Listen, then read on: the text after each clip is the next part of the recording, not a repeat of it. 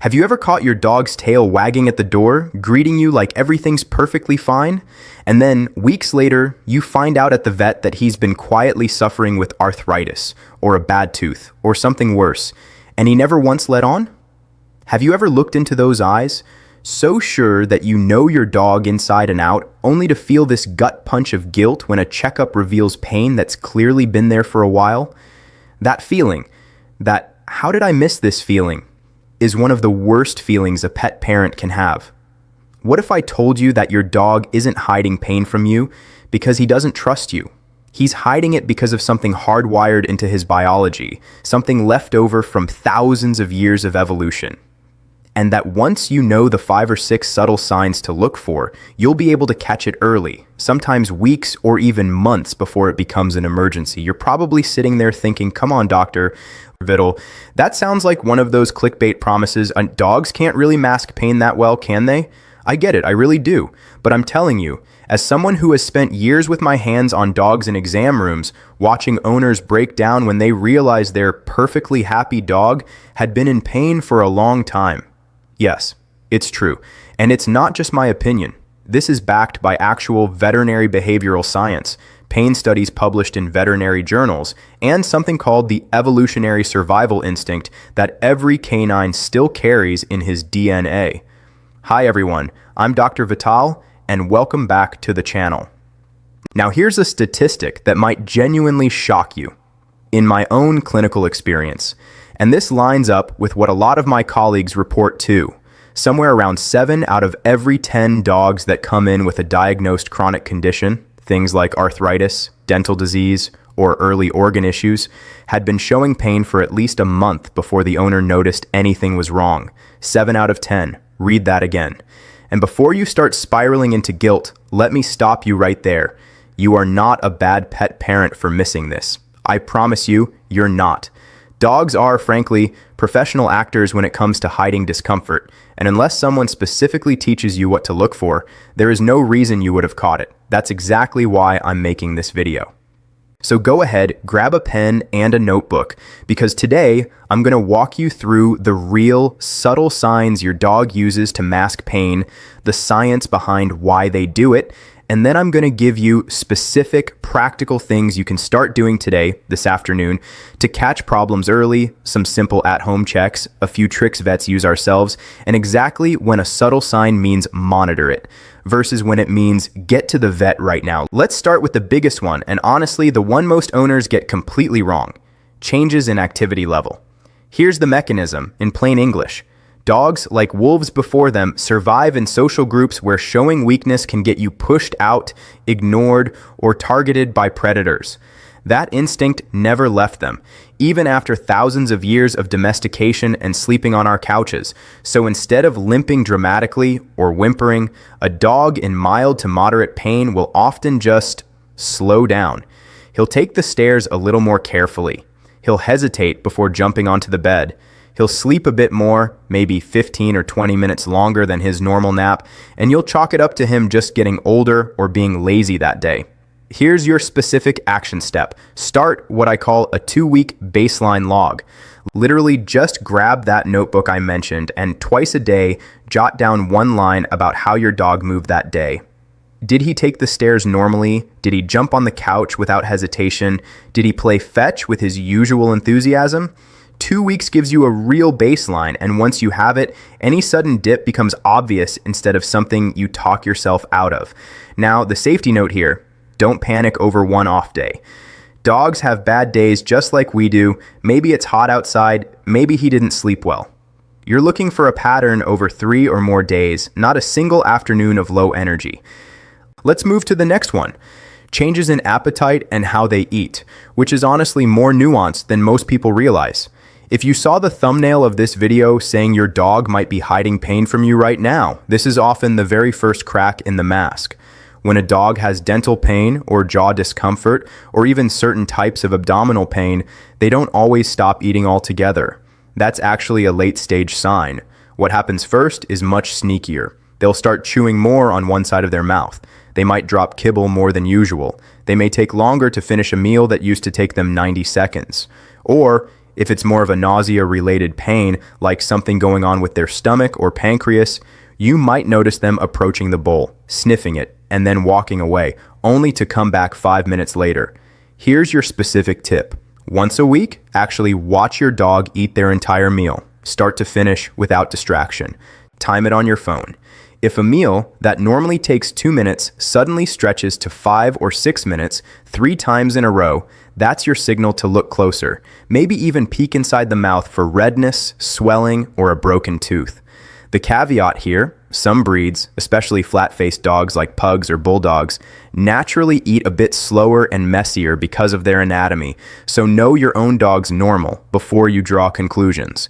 And here's a little bonus trick that costs you nothing. Try switching between hard kibble and something softer, like a spoonful of wet food mixed in, just for one meal. If your dog suddenly attacks the soft food with enthusiasm but was hesitant with the hard kibble, that's often a strong clue pointing toward the mouth. A sore tooth, an inflamed gum, or even a small oral mass that hasn't been caught yet. It's a simple little experiment, but it can tell you more in 30 seconds than a week of guessing. Now here's something even more important, and it's one that even experienced dog owners miss constantly. Subtle changes in posture and body positioning, especially something vets call a guarding posture. In plain terms, guarding just means your dog is unconsciously protecting a part of their body that hurts. So if your dog has a sore back or sore hips, he might start standing with his weight shifted slightly forward onto his front legs. If he's got abdominal pain, you might notice something called the praying position. Front legs flat on the ground, rear end up in the air, almost like a play bow, except he's doing it randomly, not as an invitation to play, and it's actually his body trying to stretch and relieve pressure on his belly. Here's your action step for this one. Once every few days, run your hands slowly along your dog's back, hips, and belly while he's calm and relaxed, applying gentle, even pressure, almost like a slow massage. You're not pressing hard, just firm enough to notice a flinch, a sudden turn of the head toward you, or a tensing of the muscles that wasn't there last week. If you feel a consistent flinch in the same spot 2 or 3 times, that's worth mentioning to your vet. Safety note here. Never force this if your dog seems anxious or growls, because a dog in genuine pain can bite even if he's the sweetest dog in the world. And that's not him being aggressive. That's pain talking. And one more thing worth mentioning, pay attention to how your dog gets up off the floor, not just how he stands once he's up. A healthy dog rises in one smooth motion. A dog with sore joints or a sore back will often rock forward first, almost like he's building momentum, or he'll push off hard with his front legs before his back end follows. That little rocking motion, especially first thing in the morning or after a long nap, is one of the earliest physical tells we look for in clinic, and most owners see it dozens of times a day without ever registering it as significant. Let's move to the next one, and this is a big one that gets misread as attitude constantly, behavioral withdrawal, or, on the flip side, unusual clinginess. Pain changes brain chemistry. It genuinely does. When a dog is in chronic discomfort, cortisol and other stress hormones stay elevated, and that affects mood regulation almost exactly the way it does in people. Some dogs respond by withdrawing, hiding under the bed more, choosing to lie in another room instead of next to you on the couch, or seeming disinterested in toys they used to love. Other dogs do the complete opposite and become almost Velcro-like, following you from room to room because on some instinctual level they feel vulnerable and want to stay close to their person for safety. Here's your specific technique. Pay attention to any noticeable shift from your dog's established social pattern, whichever direction it goes. If your independent dog suddenly wants to be touching you at all times, or your cuddly dog suddenly wants distance, write it down in that notebook alongside the date. The warning here is simple. Don't assume it's just a phase if it lasts longer than a week, because behavioral shifts that persist are one of the most reliable early indicators we have in veterinary medicine, even more reliable sometimes than physical signs. Now let's talk about something even more important, because this next one is almost invisible if you don't know to look for it.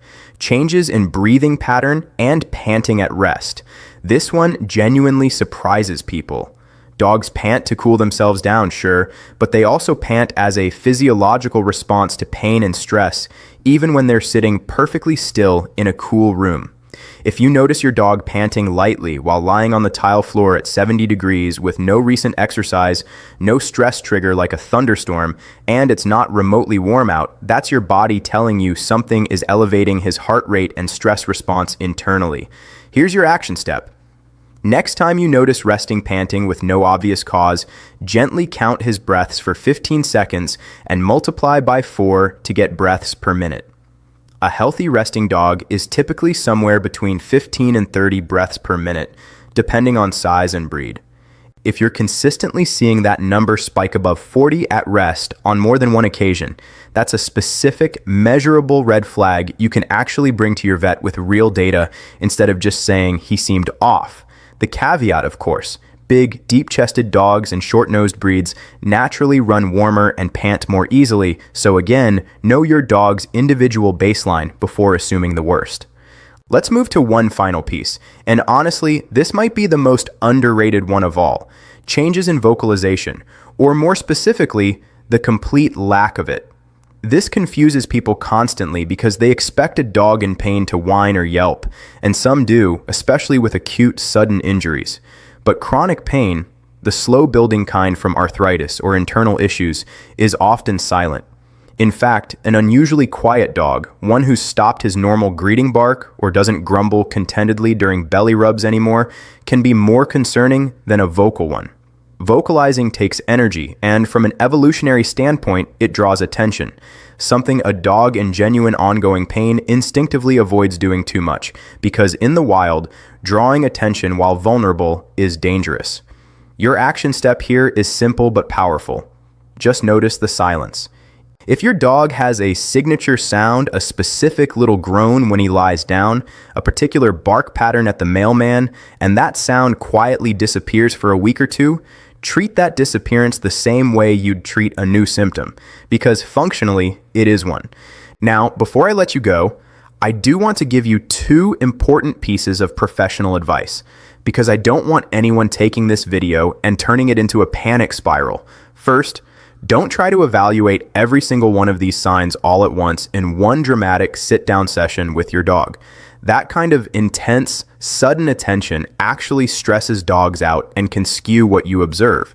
Instead, weave these little checks naturally into your everyday routine over the coming weeks. A gentle back rub here, a mealtime observation there, and let the notebook build up a real, honest picture over time. And second, and this is the most important thing I'll say in this entire video, everything I've shared today is meant to help you catch subtle, early signs sooner, not to replace an actual veterinary exam.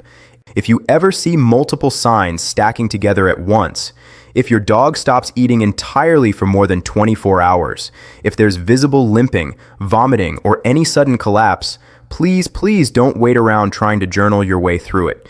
Get to a vet immediately. Early detection is about closing the gap between something feels off and we know exactly what's going on, not about diagnosing your dog yourself from a notebook. So here's what I want you to walk away with today. Your dog isn't lying to you, and he isn't being distant or stubborn. He's doing exactly what thousands of years of evolution trained him to do, and now, for the first time, you actually know how to read between the lines. That baseline log, that mealtime timing, that gentle body check, the breath count, listening for the silence. These are small habits that take minutes, but can genuinely add months, sometimes years, of comfort back into your dog's life by catching problems while they're still small and manageable. I'd love to know, which one of these signs surprised you the most? Or better yet, which one do you think you might have already been missing without realizing it?